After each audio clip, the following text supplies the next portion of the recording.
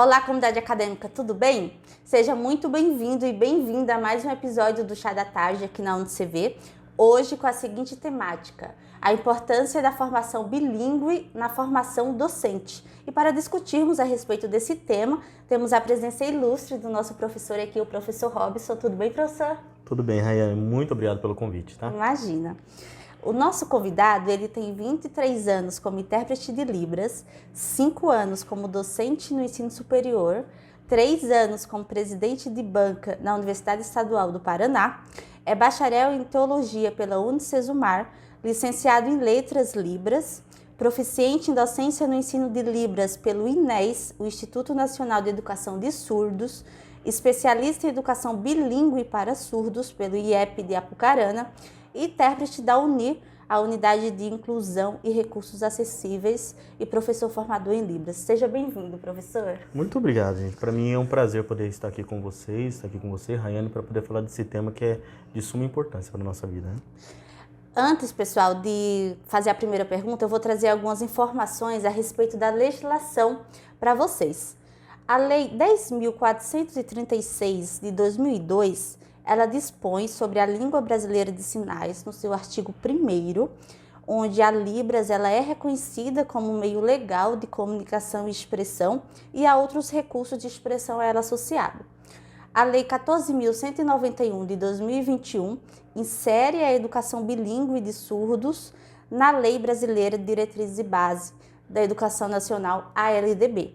Contudo, entende-se como educação bilíngue aquela que tem a língua brasileira de sinais, a Libras, como primeira língua e o português escrito como segunda língua. Certo? Perfeito.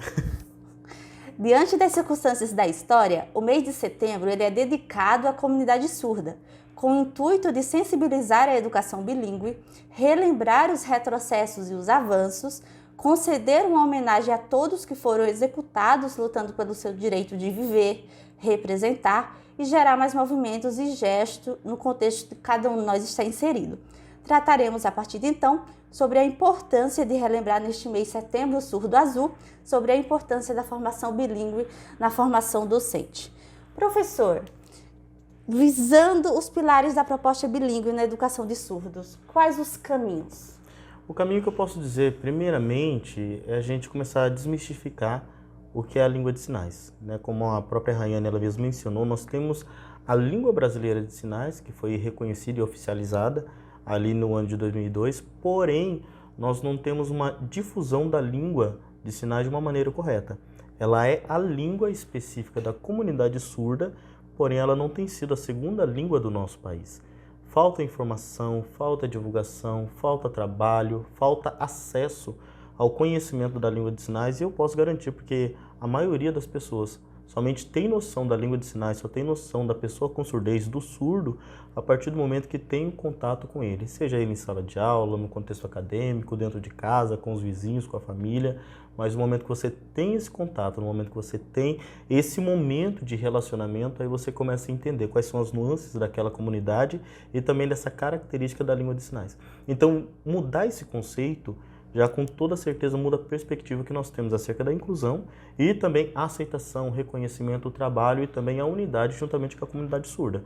Então, é necessário mudar, primeiramente, esse conceito, que haja mais informação, divulgação e justamente por esse contexto que nós estamos vivendo, onde a comunidade acadêmica hoje participa, ela tem esse curso, ela tem essa disciplina, com toda certeza, eu falo que a visão ela já começa a mudar a partir daí. Porque nós conhecemos não somente a história, mas o contexto, o reforço histórico, para que tivéssemos hoje esse momento, o bilinguismo que nós estamos vivendo, respeitando essa característica, né? A língua de sinais como a primeira língua para a comunidade surda e a língua portuguesa como somente na modalidade escrita, né? Mas a gente muitas vezes temos que trabalhar essa identidade, esse conceito em nós e não na comunidade surda. E não né? dá para fechar os olhos para uma comunidade onde na sociedade existem essas pessoas.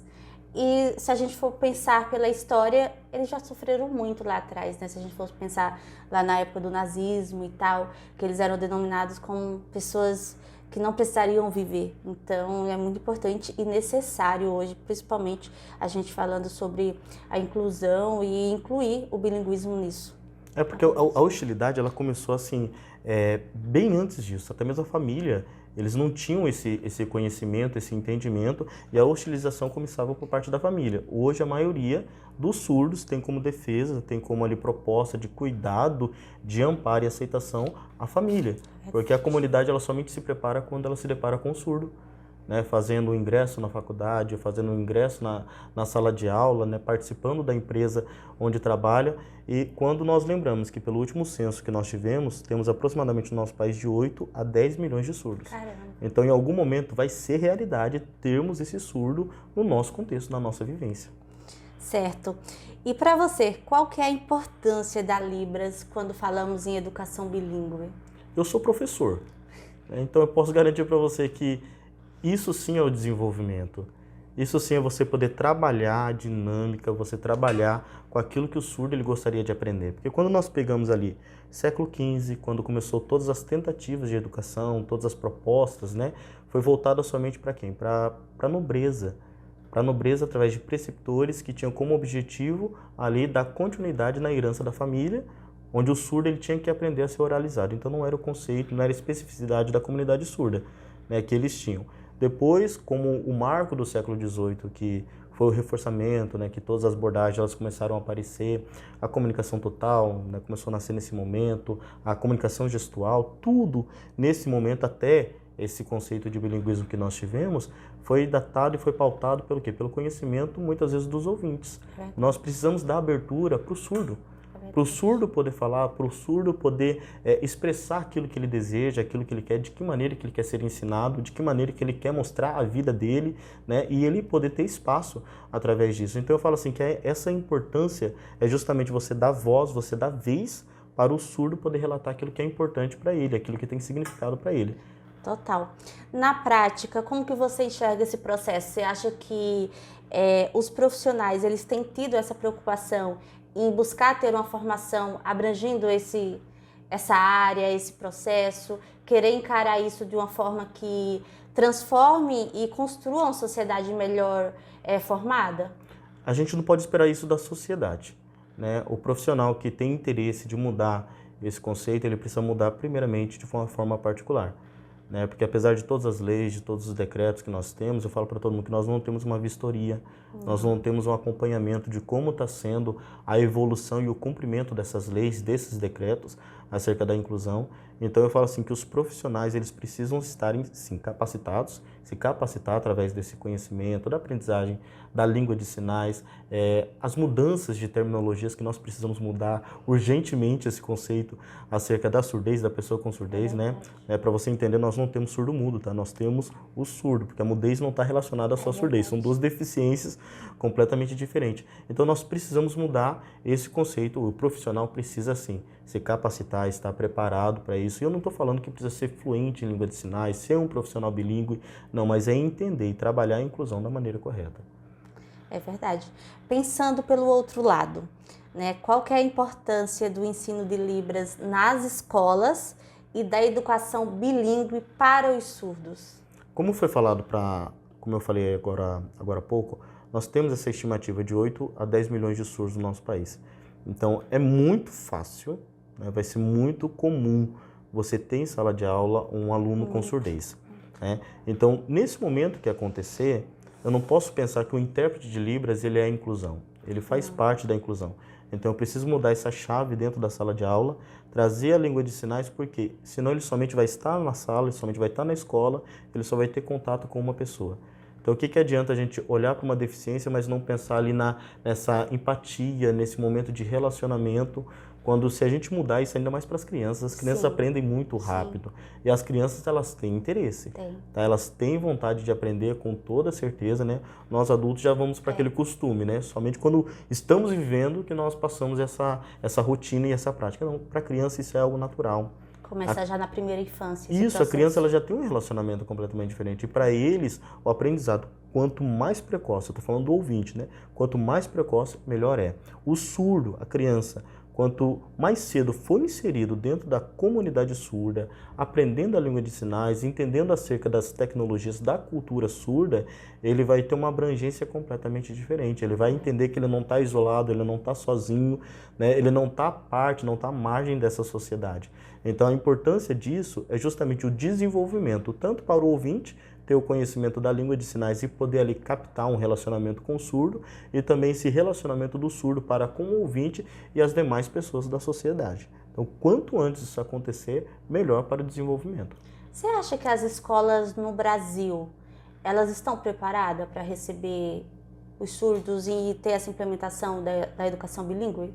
Não no contexto que nós estamos hoje, porque falta ainda muita informação, falta ainda muito preparo, né? Eu vejo, já trabalhei em todos os âmbitos, educação especial, tanto no particular quanto no público, e eu vejo uma limitação, eu vejo uma carência muito grande, uma falta de informação, de conhecimento, até mesmo pelos profissionais. Sim. Né? Porque eles vêm com aquele conceito da escola preparada para isso, da escola inclusiva, da escola que é voltada para esse ensino especial, quando na verdade hoje não. Hoje nós sabemos que a inclusão, ela vem desmistificar tudo isso. E a eliminação das barreiras atitudinais, ela vem somente depois desse conceito, entender que eles fazem parte, eles estão inseridos dentro da nossa escola também. Professor, para finalizar, o que você gostaria de concluir, deixar aqui expressado a respeito do tema para os nossos ouvintes? Fica à vontade. Olha, eu vou fazer até de uma maneira diferente. Eu gostaria de apresentar aquilo que eu sempre falo para os meus alunos, que é o conceito, dois conceitos que nós temos acerca do sinal da palavra inclusão. Essa palavra inclusão, ela possui dois sinais que nós conhecemos pela variação linguística que nós temos no nosso país. Assim como a língua portuguesa, a Libras ela também tem essa variação linguística no nosso país. O primeiro sinal que nós conhecemos de inclusão é esse sinal aqui. Significa um grupo, juntamente com o outro, vivendo no mesmo contexto.